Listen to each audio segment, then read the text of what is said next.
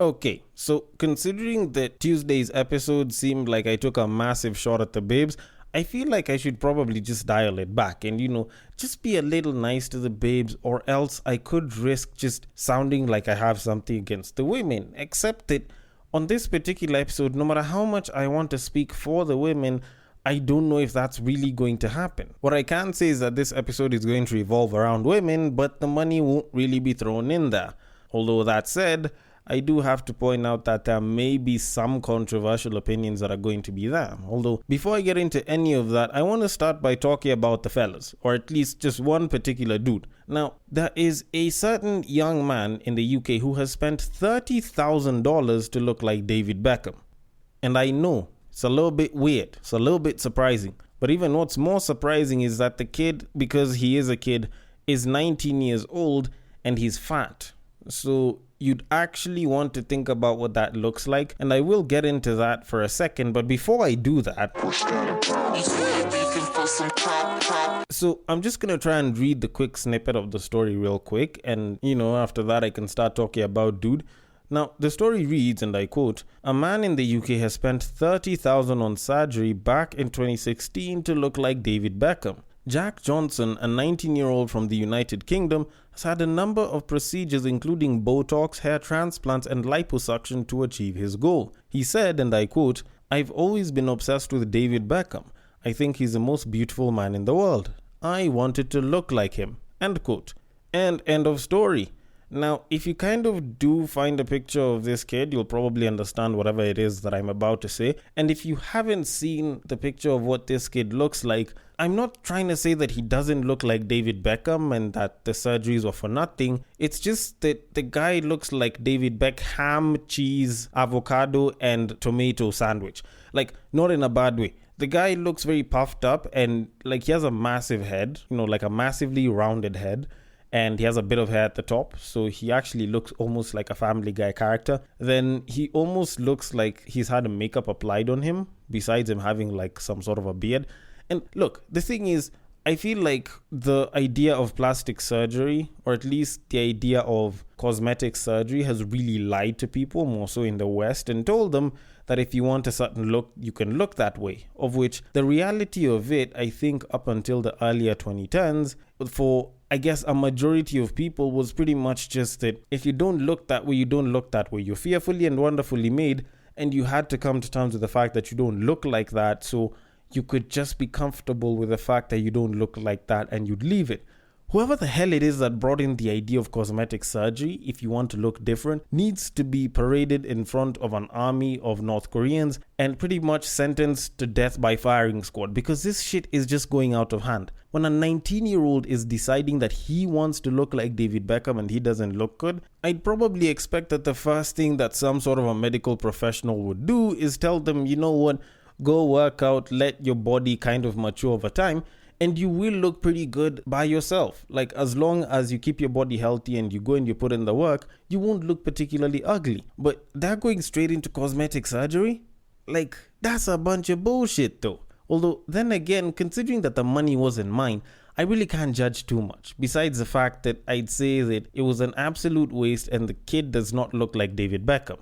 But besides that, what I can say is that I'm fortunate enough that I'm not attracted to men, so I don't really give too much of a damn about it. So if he's considered weird looking, it works towards my favor because there's more babes to hit on. And I should probably leave that one aside because the podcast that I'm supposed to discusses women, and I probably should have started by saying, welcome to Breakdown on My Side, your number one breakdown podcast, coming to you from Nairobi, Kenya. The man on the mic is a man who still believes in his cardio plan of skipping leg day. He's a man who likes his women the same exact way he likes his yogurt. It is none other than your tall, dark, and mildly handsome man, Sir Denver B. The show is Tweet Street, the show where we take a deep dive into Twitter, pull up a couple of tweets and break them down a little bit. Now, as usual, if you know the drill, then you can repeat it after me. If you don't know the drill, it's okay, I'm gonna sing it for you. And if you do know the drill but you don't want to repeat it, it's still okay, because it relates to how it is that you can contribute to the making of these episodes via sending in your feedback through the tweets and the tweets that you'd want me to discuss.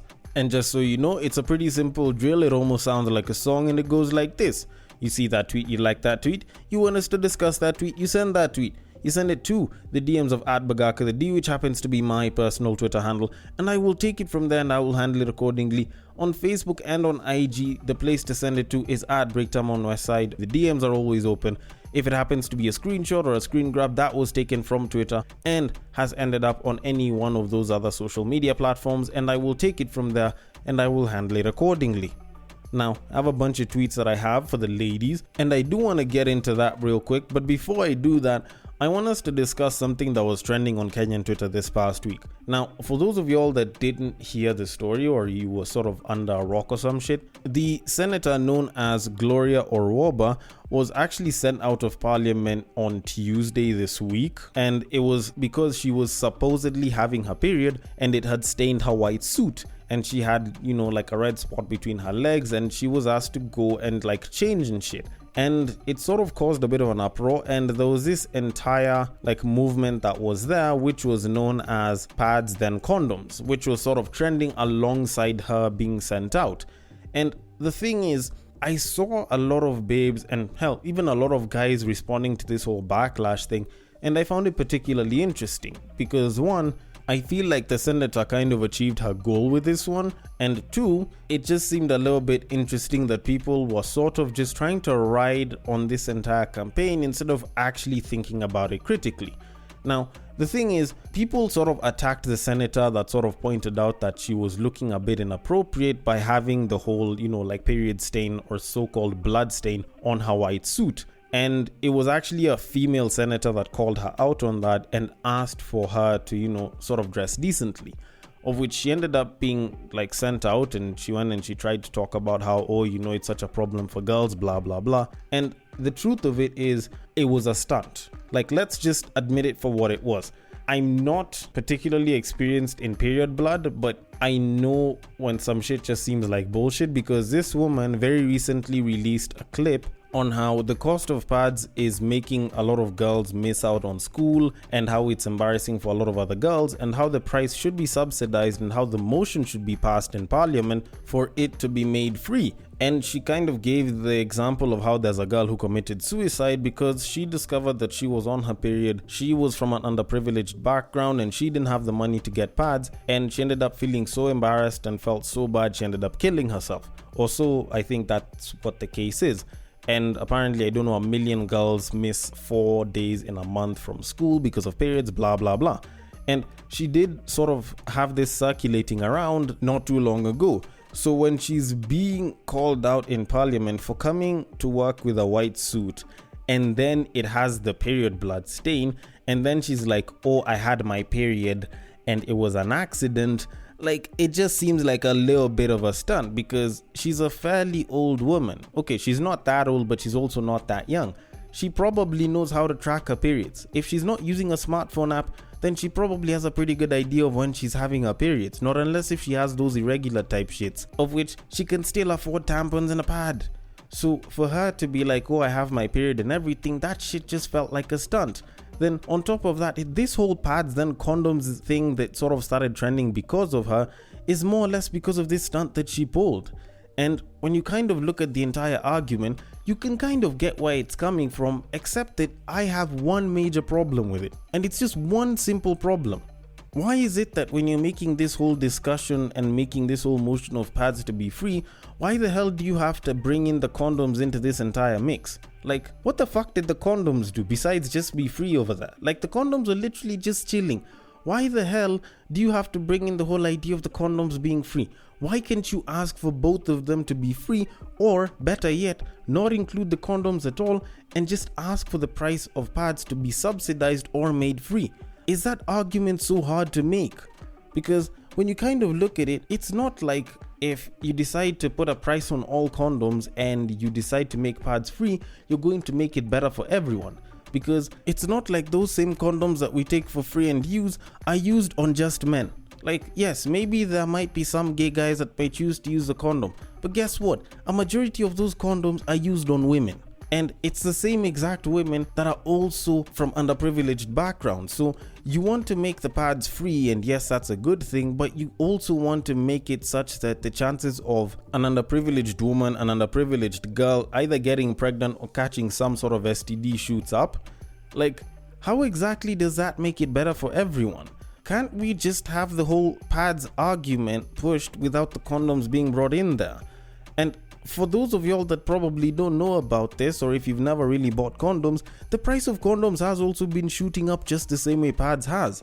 Because I've actually been tracking the price of condoms over the past, 6, maybe 7 years, and the cost of condoms has been actually going up by at least 5% every single year.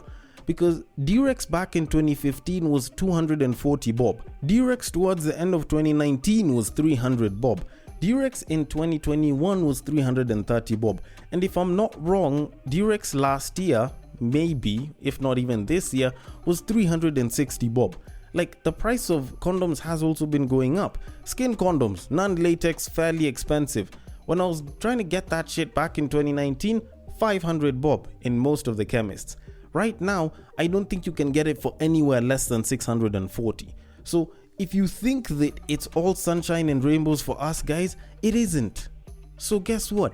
The free condoms are actually a good thing for a lot of guys, because condoms in and of themselves are also expensive when you go and you buy them from the supermarket. So instead of you trying to bring in the whole argument of making the pads free and giving the condoms a price, how about you just ask for the pads to be free and leave the condoms alone? Right? Like, it's not like it's completely impossible to do that, right? Like, that's just my thought on it. Maybe you can give me your thoughts on whether that's possible or impossible, but I don't want to dwell on this too much, so I'm just gonna leave it as is and I'm gonna move it on. So on to our very first tweet of this episode. 28 plus babes always be out here trying to rush the talking stage. Mama, please calm down. What's your favorite color again?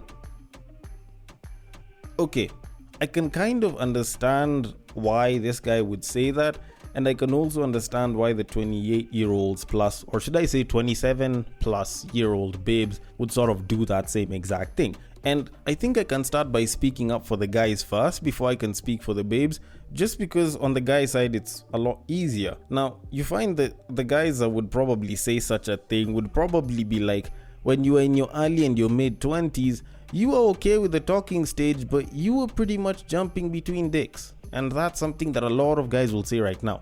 Like, why is it that when you're older now, when you're like, oh, I want a serious man, I'm looking for a serious relationship and shit, but when you are young, you are all about having fun? Like, what if we want to have fun right now, you know? And we're not looking for anything serious for a while. Why the hell do you expect us to be serious now because you're serious? And I can sort of get where that comes from. But now let's look at it from the babe side, because on one end, the talking stage is filled with a lot of fluff that is mostly unnecessary. Because a lot of times when you look at the talking stages for guys and girls, you find that there's a lot of sizing that happens, and some of the questions, or at least some of the discussions that are had, are usually trying to drive things in a certain direction so that one person can learn something about the other, of which a lot of that would probably be killed in, say, maybe 1 or 2 or 3 simple questions. Now, you find that because a lot of the babes that are 27 and above are at this age where they're like, they want to be more intentional, they need to settle down, they're not getting any younger, they will want to clear past a lot of the BS a lot faster and find someone to settle down with, which is why you find them rushing the talking stage like that. Because one, they're just pretty much looking for the red flag straight up, and a lot of them are looking at security and stability above anything else. The problem with this is a lot of those babes that will try and rush this whole thing and they're like into the whole I'm only looking for security and stability will end up bypassing a lot of great guys that might not be at the level that they'd want them to be, simply because they're not at the level of stability that they'd like. And I can understand why they'd bypass them, but in some cases you end up bypassing a guy, then 2-3 years later the guy has hit pinnacles and you're suddenly left wondering why you didn't choose the guy. But all in all, I can understand why it might suck for a bunch of babes, especially when they're trying to root out guys and like check through red flags, and they're going on date after date after date, and they don't want to waste time with a lot of guys. Now, of course, when you're in your early and your mid 20s, that's when you find a lot of people wasting time. And there's some babes that are dumb enough to waste full on like 3, 4, 5, 6 years with some guy just because you're comfortable in a relationship that you're not entirely happy in. Now, by all means, I'm not saying that you should or you shouldn't break up. It's just there's some times where you find someone's been in a relationship for like 5-6 years ever since they were 20. They're now back on the dating market. They're trying to settle down before they're 30, and they're pretty much trying to go through guys, and then they end up wasting 1 year with a guy, another 6 months with another guy, and then they're like, they can't find any good men, and it's like they now want to try and chop through as many of the problems before they get something good. And it's like they're going to continuously get frustrated up until they find someone who's serious enough, but also someone who understands that them being direct is just them trying to root out the problem so that they can find someone worthwhile sort of fast enough. But all in all, I do kind of feel sorry for some of these babes, because it's like they're really trying to cut through the bullshit, and a lot of those guys are still into it. But at the same time, you're like, if y'all would have been a little bit more patient earlier back then, or if y'all would have given more of a chance to some of these guys back then, you probably wouldn't be in the same exact hassle. Although, then again, while I can't speak for the babes as much, it is unfortunate because shit, I also want to figure out your favorite color, so I'm gonna leave it at that and I'm gonna move it on ahead. So on to our very next tweet of this episode. Do women also worry about their performance in bed, or they just blame it on men? To be honest, I've also asked myself this question, and I feel like most times they just blame it on guys. Like, I've never heard of a babe who's like, to be honest, this past time when us guys were banging, I was absolute shit. The worst that I've had a babe say is that they weren't very participatory, if I can call it that. Like, they didn't participate, they pretty much just lied back and they let the guy do their thing. But I've never heard of a babe say that they gave a guy bad sex intentionally. Most times they'll complain that the guy gave bad sex or that he was shit in bed. And it kind of sucks, to be honest, because guys are judged on performance in bed, and the justification that babes give, because I actually just read through a couple of the comments on this one, and the justification that babes were giving was, apparently, I don't know, if you're farming the soil, then it's up to you to ensure that the crops grow and they have a good yield. And I was reading that shit and I'm like, wait, how the fuck do you people think that us guys function? Like, do you think that just because you allow us to get into the pussy that you guys shouldn't perform? Like, it does seem a little bit odd, to be honest, because on one end, they're like, we want guys that'll give us good sex. And on the other end, they don't want to participate during that sex. So at the end of the day, it actually becomes very apparent that a lot of the bad sexual experiences that some of these babes have is actually as a result of them not being active participants in that very sex. Because I kid you the hell not, there's some guys that will give good sex, but only to certain kinds of babes. And a lot of times, it's the ones that will actually sort of participate, throw it back, get on top, like do whatever, like just be an active participant in the entire thing. And the problem is there's a lot of babes that pretty much just give it up, but the idea of giving it up is literally just letting you fuck and letting you do whatever and giving them pleasure. And they don't believe that, the pleasure is also their responsibility. So at the end of the day, they're busy talking about how, this guy is shit in bed, this guy has small dick, this guy doesn't know how to pleasure a woman. But on the other hand, it's not like they even understand what being pleasured by a woman well is supposed to be like from their own analogy. They just expect a guy to do it, which is a little bit odd. And it is a little bit sad because at the end of the day, you pretty much expect your next bout of pleasure to come from another dude. Like, you can't even find your own great pleasure. You just expect a dude to do it for you. So your good or bad sexual experience is completely based on which dude you shag, which is a little bit sad. As opposed to us guys who, for about 9 out of 10 of the situations, will pretty much enjoy the fact that we had sex because at the end of the day, we went, we did it, we got our nut when we more or less wanted to get our nut, or even slightly before, and we could pretty much leave and be happy. Keeping shit simple like that. But in summary, what I'm trying to say is, if y'all don't want to at least perform in bed, then stop looking at yourselves as just good pussy, because trust me, most of you aren't. Then at the very least, become an active participant and say exactly what you want when you're in the bedroom and not afterwards with your friends. Because let's be honest, it's not like your friends are the ones that are gonna give you that pleasure when you're busy talking about how shit that dick was.